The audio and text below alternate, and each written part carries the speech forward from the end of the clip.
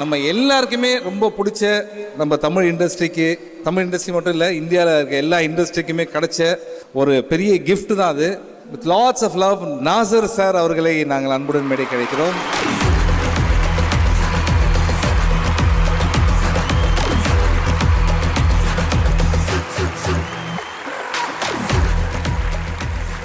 வணக்கம்.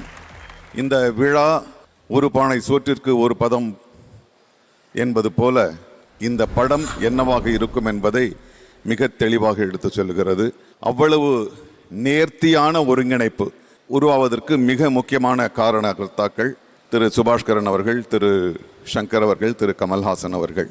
இந்த 3 பேருக்குமே ஒரு ஒத்த குணம் இருப்பதனால் மட்டுமே இந்த படம் மிக பெரிய படமாக, மக்கள் ஆராதிக்கின்ற ஒரு படமாக அமையும்.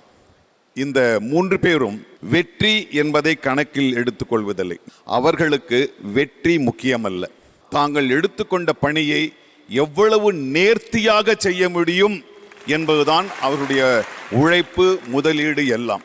அந்த ஒத்த குணம் இருப்பதினால்தான் இந்த படம் மிகப்பெரிய வெற்றியை அடையும் என்று நான் நினைக்கின்றேன். அது நடக்கும். கமல் சார் இந்தியாவில் வாழ்கின்ற உலகத்தின் மிகச்சிறந்த கலைஞன். இன்னும் அடிக்கோடிட்டு சொல்ல போனா தமிழ் சமூகத்தை சார்ந்த உலகத்தின் மிகச்சிறந்த நடிகன். அதுதான் அடையாளம். சங்கர் சார் ஒரு லீடர்ஷிப் குவாலிட்டி. நான் 2 படம் பண்ணியிருக்கேன். ஒரு நிகழ்ச்சியில், ஒரு தருணத்தில் கூட அவர் அதிர்ந்ததோ, அவர் கோவப்பட்டோ இல்லை அதை ரொம்ப கவலைப்பட்டோ இருந்தது கிடையாது. ஒரு தலைவனுடைய குணம் அவரிடம் இருக்கிறது. அதனால தான் பல 100 பேரை வைத்துக்கொண்டு அவர் இந்த படத்தை செய்ய முடிகிறது.